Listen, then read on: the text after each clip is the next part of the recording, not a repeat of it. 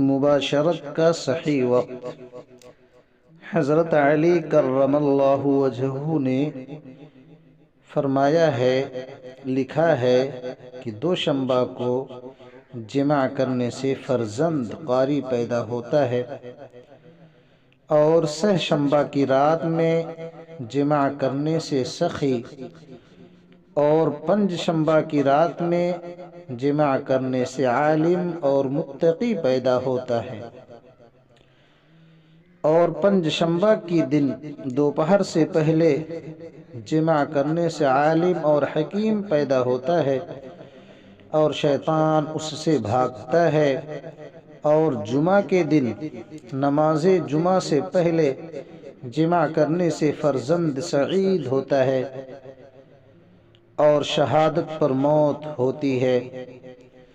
اور جمعہ کی رات میں صحبت کرنے سے فرزند مخلص پیدا ہوتا ہے، اور جب صحبت سے فارغ ہو تو عورت سے جلد جدا نہ ہو، بلکہ اتنی دیر توقف کرے کہ عورت بھی فارغ ہو جائے،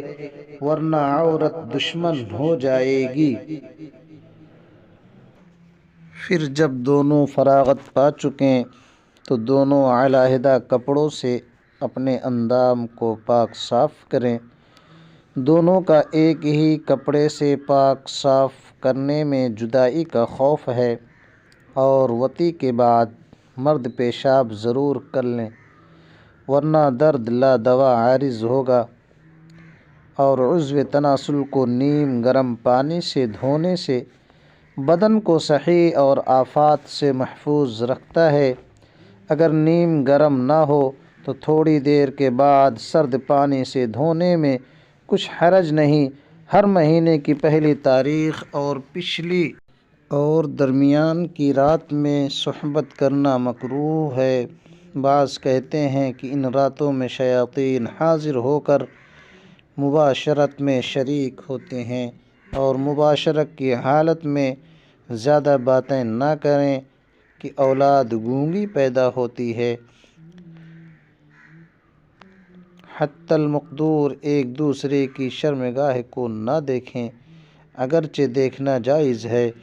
حضرت عائشہ رضی اللہ تعالی عنہ فرماتی ہیں، ما رأیت منہ ولا رأى منی،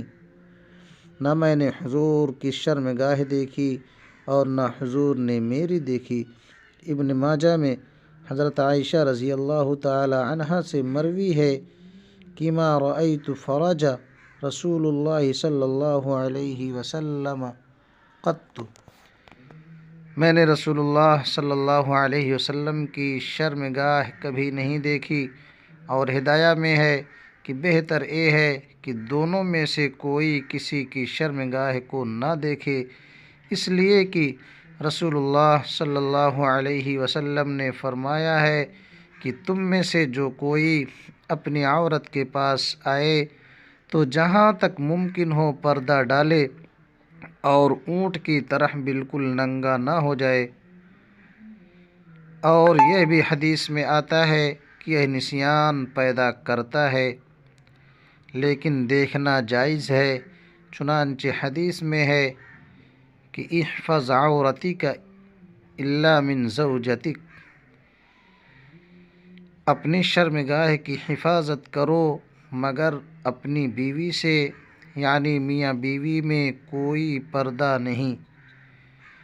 در مختار میں ہے کہ مرد اپنی بیوی کی شرمگاہ کو شہوت کی طرف اور بغیر شہوت کے ساتھ دیکھ سکتا ہے، مگر بہتر یہ ہے کہ نہ دیکھے، اس لیے کہ نسیان پیدا کرتا ہے۔